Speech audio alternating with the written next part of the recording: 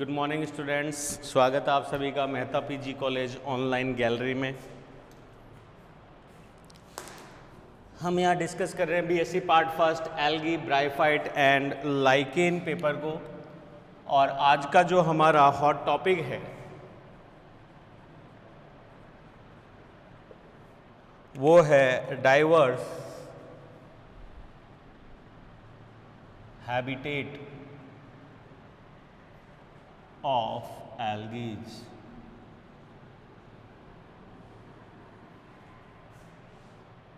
ठीक है, अगर हम इसको समझें तो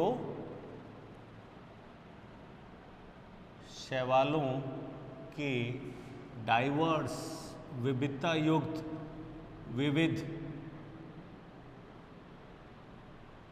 आवास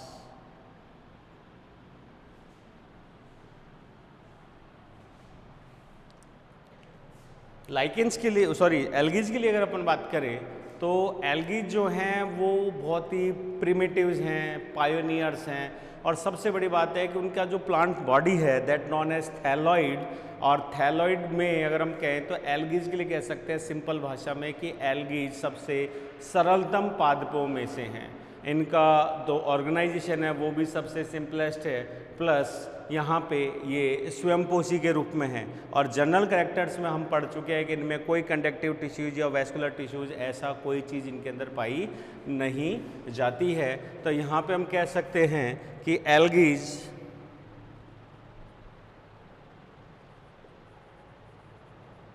पादप जगत में सबसे सरल, सबसे सरल संगठन युक्त पादप है।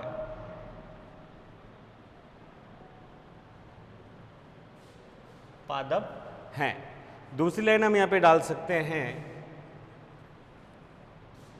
ये ऑटोट्रॉपिक,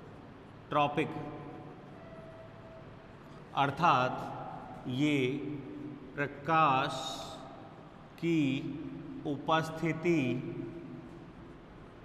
में क्या करने में, प्रकाश संश्लेषण फोटोसिंथेसिस द्वारा भोजन, और भोजन किस रूप में है, स्टार्च, भोजन बनाने में सक्षम।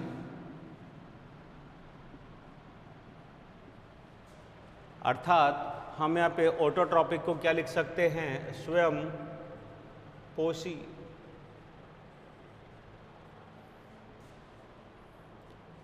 इनका जो स्वभाव है वो एकल कोशिकीय से बहुकोशिकीय तक होता है, और इनका जो संगठन है वो बहुत ही सिंपलेस्ट रूप में है। तीसरी चीज हम यहाँ पे कहें तो इनमें सबसे सिंपल सेल्स पाई जाती हैं।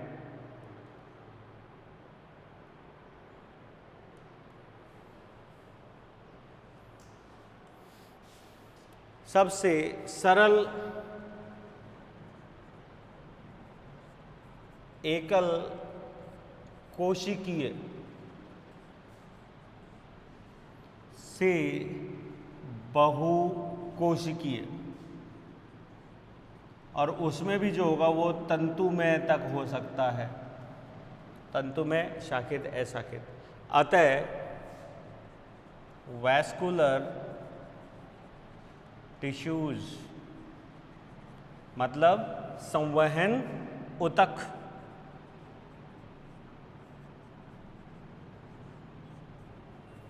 एंड कंडक्टिंग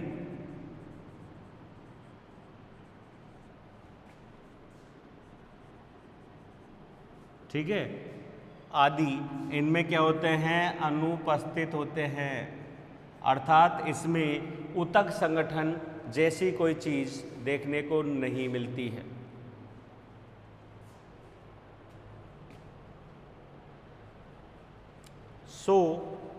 हम एल्गीज को क्या परिभाषा दे सकते हैं,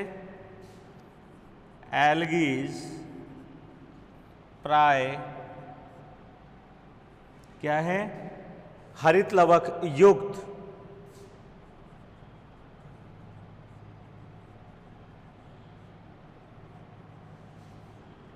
स्वयंपोषी, हरित लवक युक्त स्वयंपोषी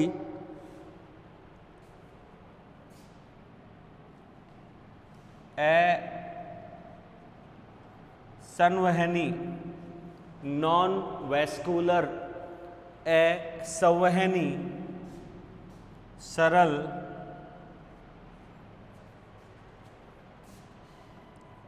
सुकाय युक्त पादप होते हैं।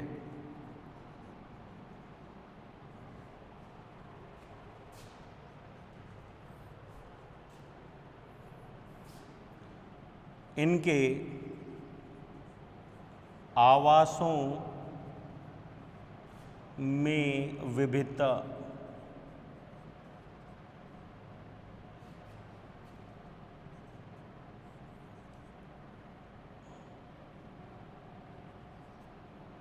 के आधार पर, ये लाइन ऊपर लिख देते हैं, अतः इनमें आवासों की विविधता के आधार पर हम इन्हें 3 वर्गों में बांट सकते हैं। इस लाइन को ऊपर लिख देता हूं।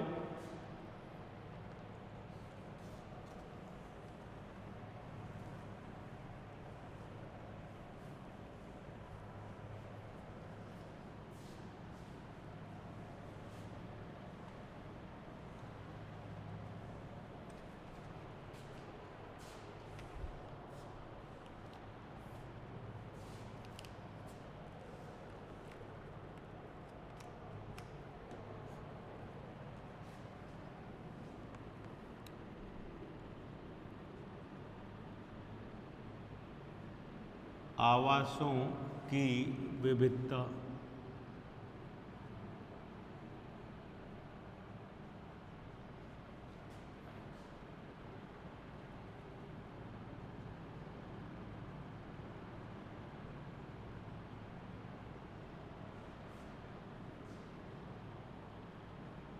निम्न वर्गों में बांटा गया है।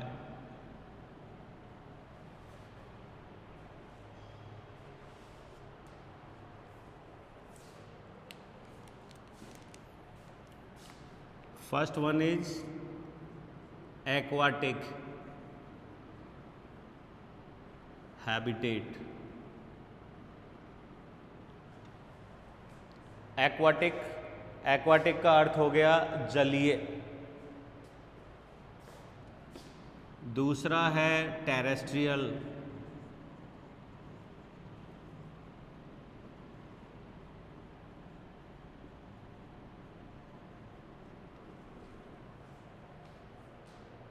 स्थलीय। और तीसरा जो है वो हम मानते हैं अनयूजुअल।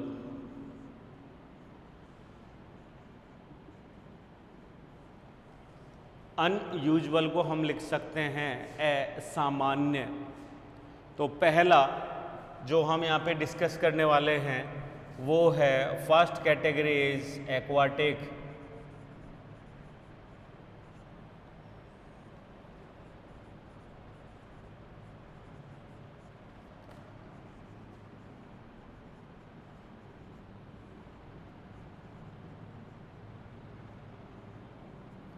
जलीय आवास। एल्गीज को हम कंसिडर करें तो सामान्यतः एल्गीज को हम जलीय ही मानते हैं कि एल्गीज कैसी होती हैं, जलीय आवास में नियुक्त होती हैं। अतः हम ज़्यादातर करीब 80% से ज़्यादा एल्गीज को कैसा मानते हैं, जलीय। लेकिन जलीय जो आवास है वो कितने प्रकार का हो सकता है? हमारे पास में जलीय आवास हो सकता है 2 मेजर, फ्रेश वाटर और मराइन, स्वच्छ जलीय और समुद्रीय। लेकिन यहाँ पे अगर अपन स्वच्छ जलीय की बात करें तो इसमें भी वेरिएशंस हैं कि स्वच्छ जलीय जो है वो किस स्रोत में है, स्टैग है मतलब ठहरा हुआ, या जैसे तालाबों में, या स्लाइटली रनिंग जैसे कि किसी पोखर के बाहर किसी झरने में या किसी छोटे नाले में बहता हुआ पानी, ठीक है, ये यहाँ पे दो कंडीशंस होती हैं। इसी तरीके से अगर अपन मैराइन की बात करें तो मैराइन में भी जो है वो दो टाइप से हो सकता है, जैसे कि फ्री फ्लोटिंग स्वतंत्र मुक्त प्लावी तैरते हुए है, या किसी सबस्ट्रेट से या किसी आधार से या किनारे से किसी पादप से संलग्न अवस्था में है। तो ये कैटेगरी जो हैं वो हम यहाँ पे एग्जाम्पल्स के रूप में समझेंगे। तो एक्वाटिक जो है उसमें हम क्या कह रहे हैं कि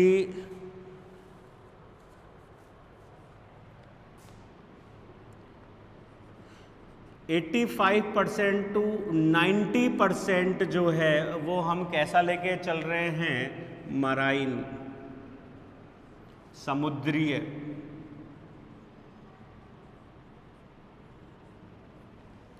एंड 10% जो हम लेके चल रहे हैं वो कैसा है, fresh water,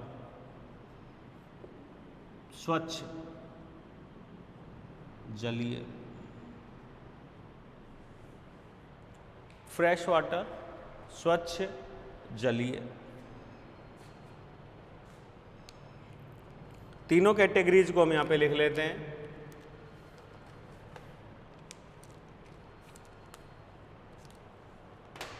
first one is, इसमें जो सबसे पहला है वो हम लिख रहे हैं फ्रेश वाटर, जिसको हम कह सकते हैं स्वच्छ जलीय आवास।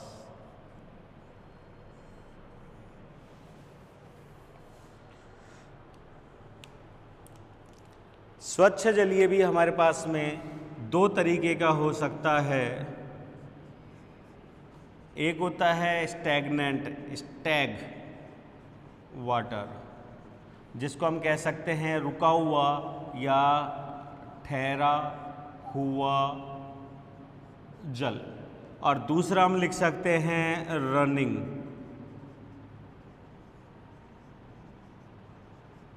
रनिंग वाटर, दैट इज बहता हुआ जल। स्टैग वाटर में अगर हम चलें तो स्टैग वाटर में हम कह सकते हैं, स्टैग वाटर कहाँ कहाँ पे मिलेगा हमें, लाइक झीलों में, पोखर, तालाब, कुंड आदि। और अगर अपन रनिंग वाटर की बात करें तो ये हमें कहाँ मिलेगा, झरनों, नालों, छोटी नदी आदि।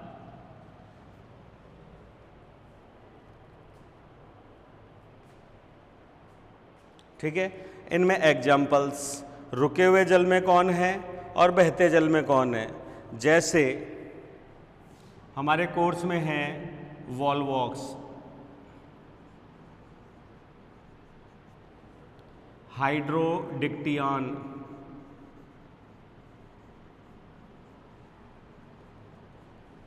क्लेमाइडोमोनास,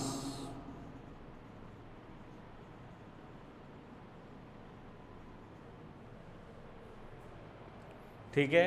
ये एग्जाम्पल्स बहुत सारे हैं, स्पाइरोगेरा है, क्लोरेरा है, बहुत सारे एग्जाम्पल्स हैं एल्गीज में दुनिया भर के, जो हम यहाँ पे आराम से दे सकते हैं। और अगर अपन रनिंग वाटर की बात करें तो इसमें परफेक्टली हम दे सकते हैं यूलोथ्रिक्स,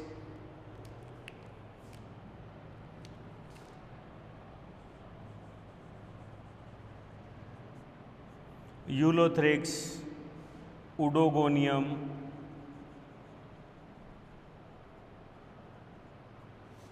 क्लोडोफोरा,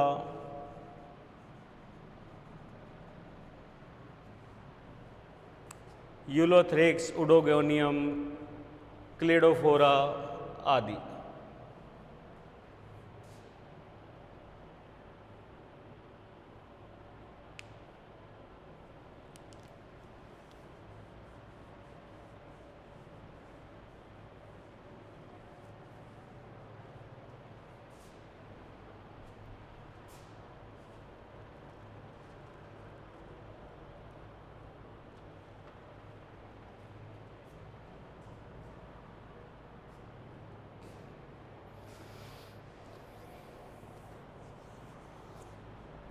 नेक्स्ट,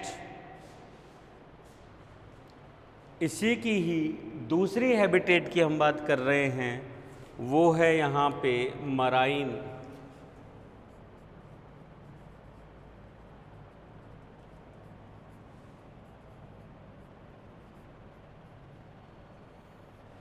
मराइन हैबिटेट के लिए अगर अपन कहें तो ये हो गया समुद्रीय।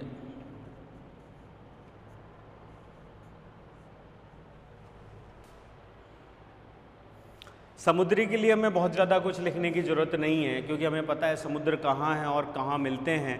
समुद्रीय जल केवल समुद्र में मिलेगा, बाकी दूसरी जगह नहीं मिलेगा। ठीक है, हम इसे खारा पानी तो नहीं कह सकते, बट इसे लवणीय जल हम कह सकते हैं। ठीक है, और इस लवणीय जल का हम एक नाम और लेंगे, इसको हम लवणीय भी नहीं कहेंगे, दैट नेम इज मराइन। इसी तरीके से लवणीय जल के लिए हम एक टर्म यूज में लेंगे, दैट नॉन एज सलाइन।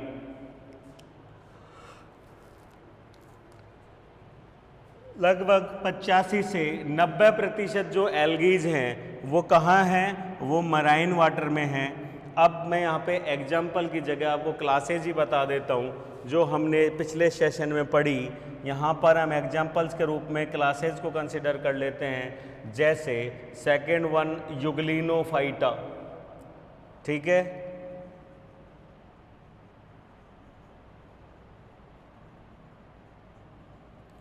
यूग्लिनोफाइटा जिसका एग्जाम्पल है यूग्लिना। दूसरा हम यहाँ पे ले सकते हैं पायरोफाइटा। पायरोफाइटा में हमारे पास में एग्जाम्पल दोनों क्लासेज आ रही है, डेस्मोफाइसी और डाइनोफाइसी, दोनों के दोनों। देन इसके बाद हमारे पास आ रहा है यहाँ पे क्राइसो।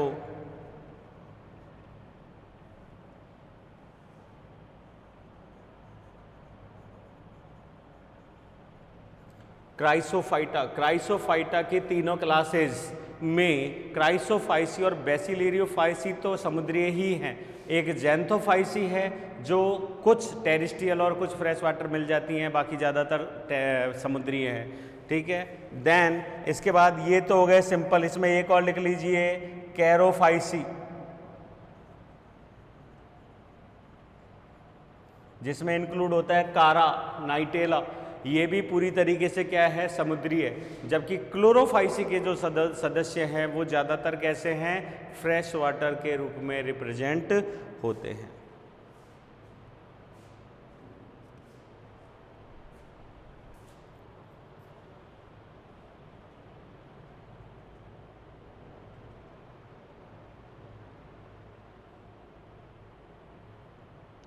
अब इन तीनों के अलावा जब हम ऊपर की तरफ चलेंगे तब हमें ज़्यादा समझ में आएगा कि यहाँ पे एग्जाम्पल हम ले सकते हैं फियोफाइटा,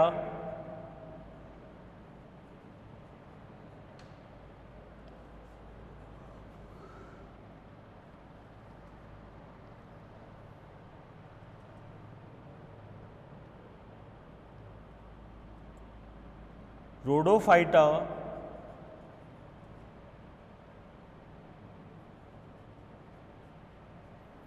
ये दोनों के दोनों तो पूरी तरीके से समुद्री हो ही गए। यहाँ पे हम एग्जाम्पल्स ले सकते हैं डायटम्स का, क्रोमियम का। फियोफाइटा में हम एग्जाम्पल ले सकते हैं एक्टोकार्पस, लेमिनेरिया, फ्यूकस।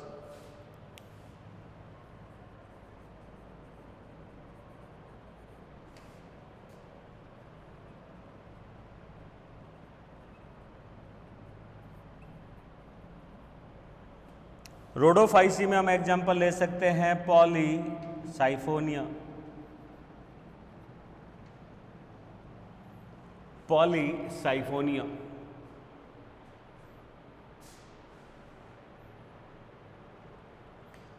इसी में ही एक और हैबिटेट को हम डिस्कस कर सकते हैं जलीय में, और वो है हमारे बीच में सलाइन, जिसे हम खारे पानी की झीलों के रूप में एग्जाम्पल में ले सकते हैं। और उसमें एक स्पीसीज का नाम हम कारा का भी दे सकते हैं, जिसके अंदर कारा, इसी वजह से कारा का जो कॉमन नेम है वो आता है स्टोन वर्ट।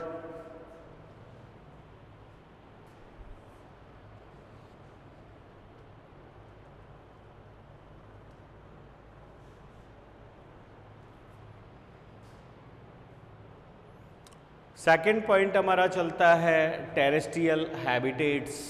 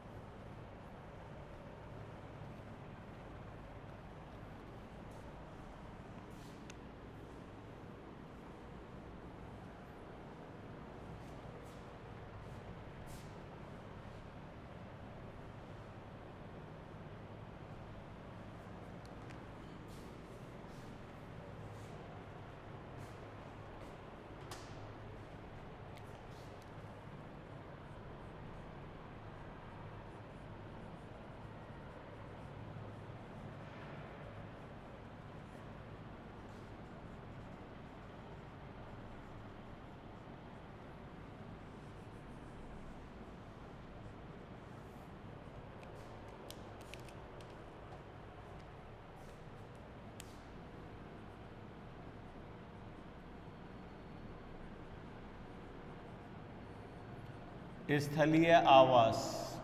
कुछ एल्गीज हैबिचुअल होती है नम छायादार मृदीय भागों के अंदर अपना आवास ढूंढने के लिए। ऐसे टाइप की एल्गीज को हम इसके अंदर कंसिडर करते हैं स्थलीय आवास में। यहाँ स्थलीय आवास में हम बहुत ज़्यादा ऐड नहीं करते हुए केवल 2 टाइप के ही आवासों की बात करते हैं, क्योंकि एल्गीज के आवास की विविधता में जो सामान्य सबसे स्वतंत्र उसका जो आवास है वो है जलीय, मैराइन, फिर फ्रेश वाटर। ये जो टेरेस्ट्रियल हैबिटेट्स हैं ये कभी भी एल्गीज के लिए नहीं है, और इनको एक तरीके से हम फेवरेबल की तुलना में डाइवर्स या अनयूजुअल हैबिटेट्स के रूप में भी इसको कई बार समझ लेते हैं। तो ये जो स्थलीय आवास है इसकी उपयोगिता में तो हमने कह दिया कि नम होना चाहिए, छायादार होना चाहिए, उपजाऊ होना चाहिए, सारी चीज़ें। लेकिन हम इसकी कैटेगरीज को 2 कैटेगरीज में बांट सकते हैं। सबसे पहला जो पॉइंट यहाँ पे बनता है वो है सैफोफाइट्स।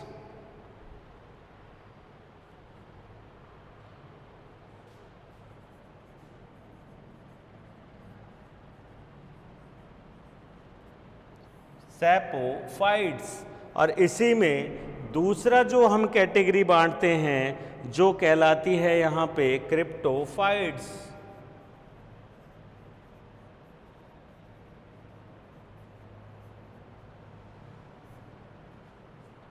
सैपोफाइट्स। सैपो का एक दूसरा वर्ड और आ जाता है, these are known as sapro. Sapro का मतलब होता है मृतोपजीवी या मृदा उपजीवी। यहाँ पे अगर अपन बात करें तो सैफो का मतलब है मृदा, और मृदा की कौन सी? मृदा की ऊपरी सतह पर, मृदा की ऊपरी सतह पर। और क्रिप्टोफाइट की अगर अपन बात करें तो मृदा की ऊपरी सतह के नीचे, कुछ नीचे, बहुत नीचे नहीं, कुछ नीचे, जैसे मृदा की परतों के नीचे या कंदराओं में या दरारों के अंदर, ठीक है, नम और छायादार जगहों में। दोनों पे अगर अपन एग्जाम्पल लें तो यहाँ पे हम सीधे सीधे एग्जाम्पल दे सकते हैं वाउचेरिया,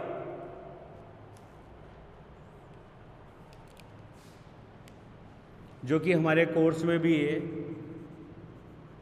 वाउचेरिया, नाइटेला,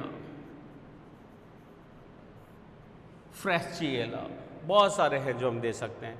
मृदा की सतह के नीचे की अगर अपन बात करें तो यहाँ पे जो हम एग्जाम्पल देते हैं वो एग्जाम्पल देते हैं Cyanophyceae.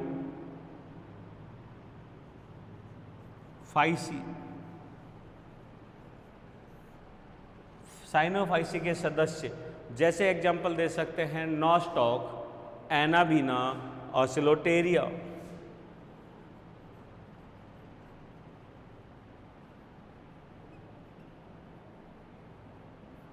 Nostoc and anabaena.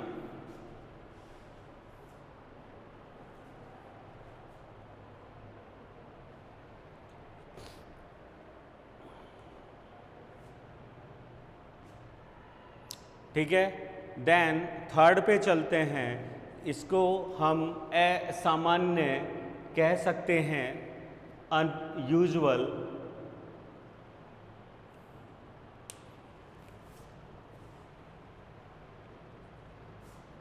Note down कर लीजिए एक बार।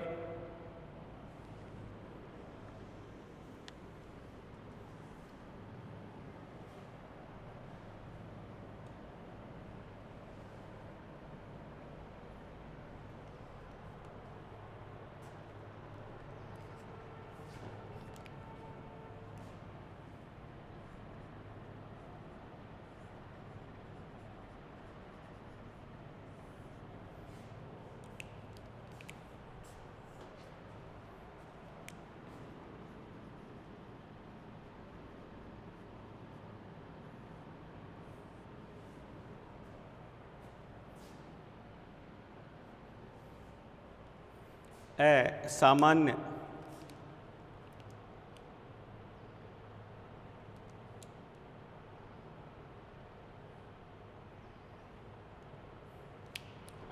इसमें हम बहुत अलग अलग कैटेगरीज जो हैं उनको बांट सकते हैं अनयूजुअल में। हम एक एक करके यहाँ पे बात करते हैं।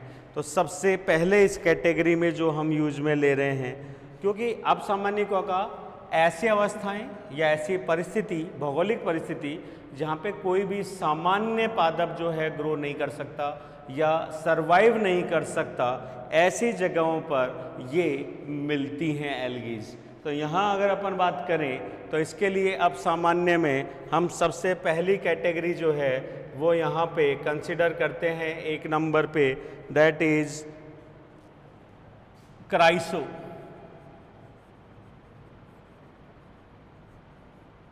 क्राइसोफाइट। क्राइसो का मतलब होता है बर्फ, स्नो, इसलिए हम इसे शीतोत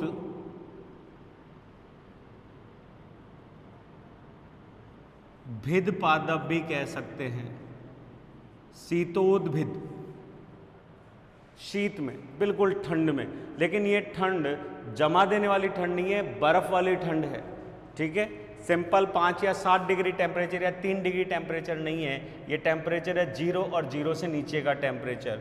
ठीक है, क्राइसो का मतलब वैसे तो जो होता है वो होता है द्रुत शीतलन, बहुत तेजी से जमा देने वाला, द्रुत, रैपिडली फ्रीज, इसको बोलते हैं क्राइसो।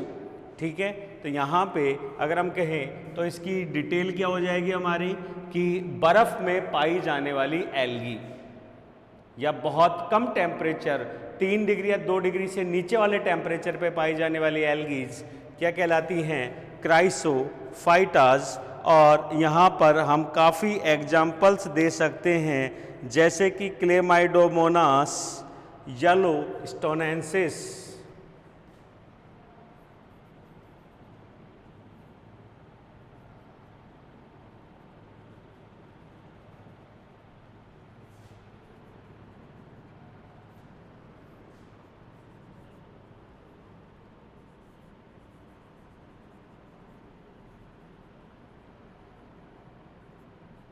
क्लेमाइडोमोनास, CLAMYDOMONAS, अंडरलाइन कीजिए इसको। क्लेमाइडोमोनास स्पीसीज है yellowstonensis, Y small letter में होगा, YELLOSTONANSIS।